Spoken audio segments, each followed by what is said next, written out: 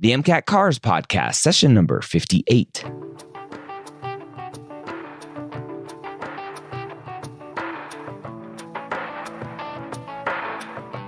The CARS section of the MCAT gives thousands of pre-meds nightmares every night.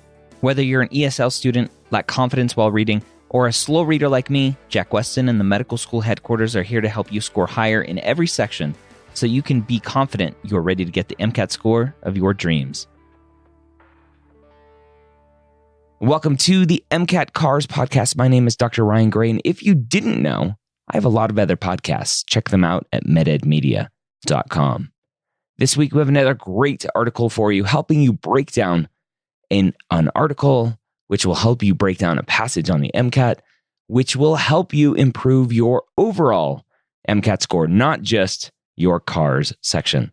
And as always, I'm joined by Jack Weston from jackweston.com, the world's premier MCAT CARS tutor. Jack Weston back for some more MCAT CARS podcasts. I have a confession. I shopped on Amazon this week. Poor, naughty, right? But it's so easy. There's just so much stuff, and I needed some new electronics, a new camera gear, and I'm going to lots of conferences coming up, and so. Hey man, Amazon's one of the biggest, best companies out there. I mean, there's a lot of bad rep sometimes when they say they take advantage of their employees. But I think overall it's done us well, right? Yeah. It's gotten us things quicker. They push the innovation envelope crazy. So I admire them. I really think they're doing a great job. If you don't know what we're talking about, it's from last week's episode. Go check that one out where we talked about Amazon and Target and Walmart and all that fun stuff. Hopefully this week's article is just as good. Yeah, this is going to be an interesting article. Pretty straightforward, health oriented. Let's go ahead. All righty. So again, if you want to follow along, you can do so in our show notes or in your podcast app. If that's where you're listening, just tap or swipe on the artwork and you'll find a link there. In America, the conventional wisdom of how to live healthily is full of axioms that long ago shed their origins. Ooh, all right. So America, right? I got that part. Conventional wisdom, right? So how we think things work, I guess, conventional wisdom. How to live healthily is full of axioms that long ago shed their origins. So axioms that long ago shed their origins, I have no idea what that means. So my assumption is just based on the conventional wisdom of how to live healthily.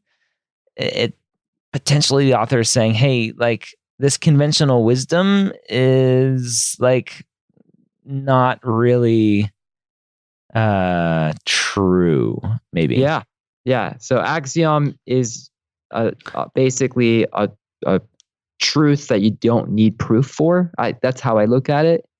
It's like a given truth that everyone just accepts and knows. Okay. So this idea of how to live healthily is being challenged to some extent. They're shedding its origin. They're trying to figure out where it comes from. Mm-hmm. Drink 8 glasses of water a day. All right. So that's, I guess, an axiom. Get to 8 hours of sleep. Another axiom.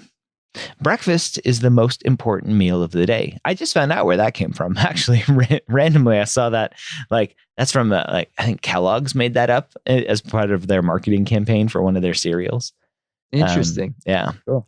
All right. So we have these kind of sayings, right? I guess is another way potentially of saying axioms or old wives' tales, myths. I don't know. Oh, well, we can't really say they're myths at this point, but okay. 2,000 calories a day is normal. So another idea there. Even people who don't regularly see a doctor are likely to have encountered this information, which forms the basis of a cultural shorthand. All right, so the author is saying, hey, most people know this, whether you go to a doctor or not. They've seen this information. The cultural shorthand, I think the author is just saying this is just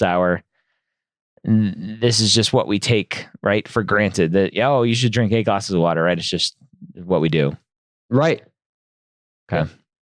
tick these boxes and you're a healthy person. Okay. So again, this conventional wisdom, this is what you have to do to be a healthy person. Are you a healthy person, Ryan? Am I personally? I am. I just went to my doctor's appointment. No, literally. You're drinking 8 glasses of water a day. I do not drink 8 glasses of water a day. I do not get 8 hours of sleep a day. I don't eat breakfast. I do intermittent fasting. I don't track my calories. So yeah. So, let's see where this goes. Maybe you're okay. Maybe you're healthy anyways. Yeah, I got my lab work done. I'm good as an ox. All right. Next paragraph. In the past decade, as pedometers have proliferated in smartphone apps and wearable fitness trackers, another benchmark has entered the lexicon. Take at least 10,000 steps a day, which is about 5 miles of walking for most people. Definitely. Right? I think we've all heard this, right? 10,000 steps a day is what you want to do. Okay. So what is a pedometer? So it is something that tracks your steps. Yeah. How did you know as that? people call them pedometers. Right.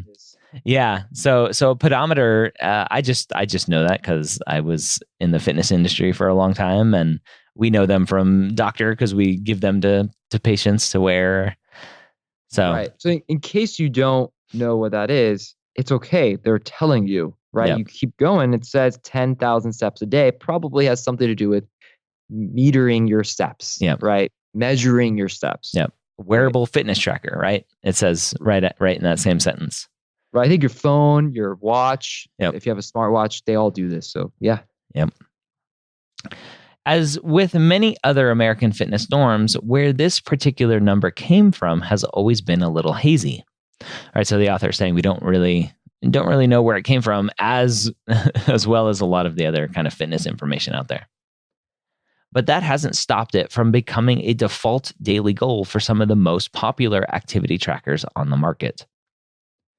All right. So the author's saying, hey, it's the norm now, right? It's what is set as the goal. So it obviously has taken hold for some reason.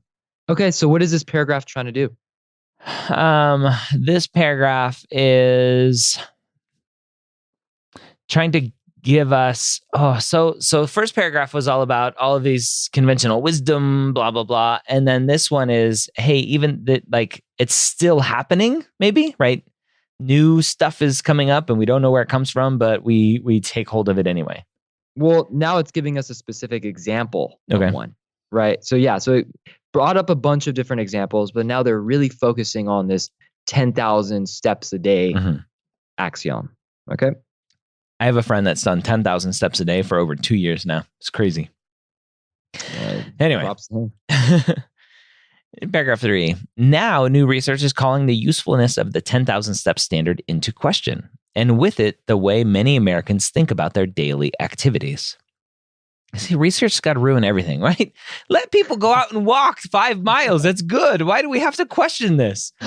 Oh my God. People are crazy. Anyway. I hope you don't stop walking. Yeah. This, guys. Okay, just keep walking.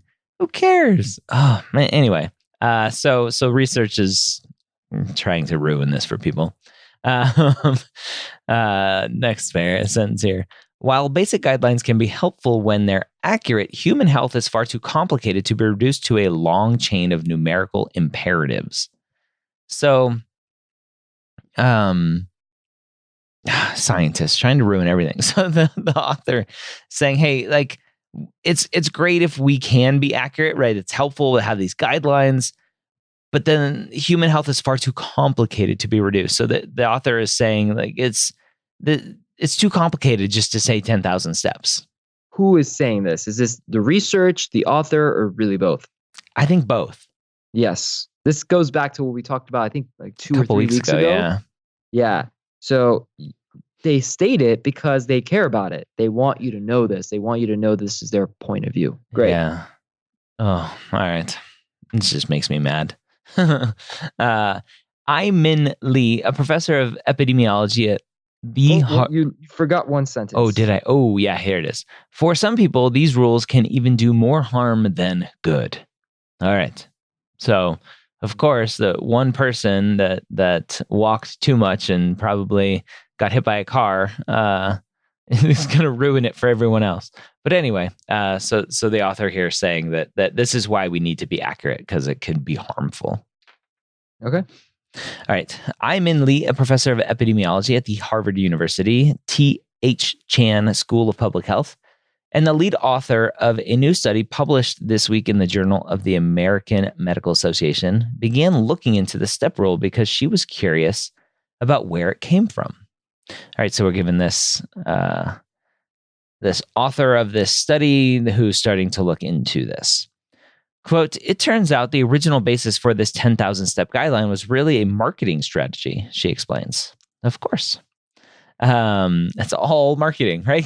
Going back to breakfast is the most important meal of the day. In 1965, a Japanese company was selling pedometers, and they gave it a name that in Japanese means the 10,000 step meter. So there was a company that made a pedometer, and the name was the 10,000 step meter, which is where we get this rule. Exactly. Yeah. But come on, it's good. Like, people walk. It's good. It's a goal, right? Hopefully most people will just ignore this, right? I know.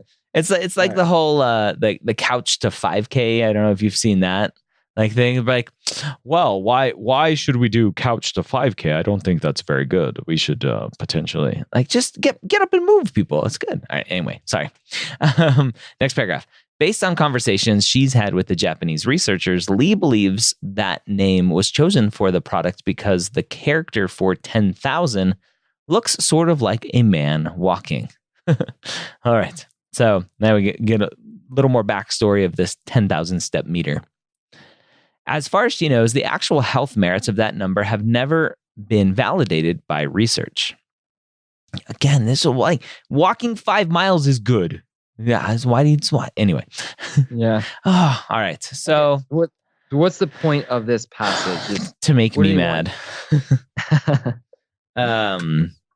So the point of the passage is basically like a lot of these ideas that we have, right? As they mentioned earlier, the conventional wisdom that we have, 10,000 steps and breakfast is the most important meal and blah, blah, blah. Are really, we don't know where they come from. We don't know if they're research based. And so we should potentially be careful. I don't know. Yeah, I mean, that's really it. But they're really focused on the 10,000 step idea, right? Maybe the other ideas are also like this, but the other kinds of axioms of drinking water, eight glasses of water, etc. But they really want you to know about the pedometer, right? The 10,000 steps a day. So that's definitely something that the author is calling into question, but we don't know for sure. We don't know if it's going to harm you or hurt you or do nothing for you. We don't really know. So it's just not measured, right? We don't know, and just take it for a grain of salt, right? Be careful with these kinds of axioms. And, it does say that it could do more harm than good, but it doesn't support that.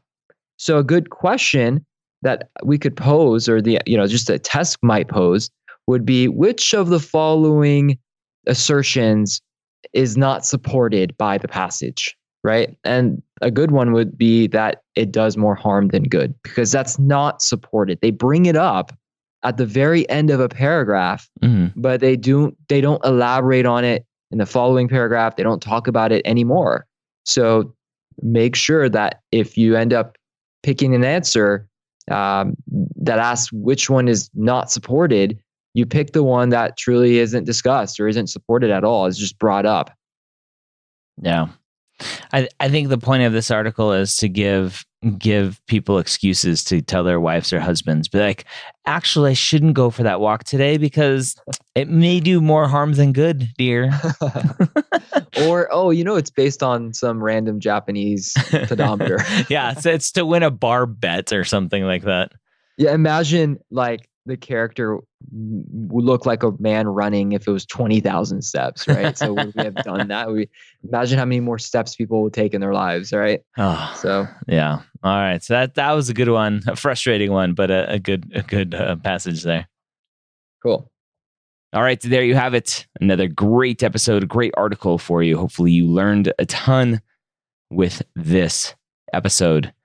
Don't forget that if you normally listen while you're doing the dishes, walking the dog, exercising, whatever you're doing, listening to these, the MCAT CARS podcast is one that you can really take it to the next level and sit down with us, sit down with the article and go through it with us so that you can really dive in and understand what's going on. I hope you have a great week. We'll see you next time here on the MCAT CARS podcast.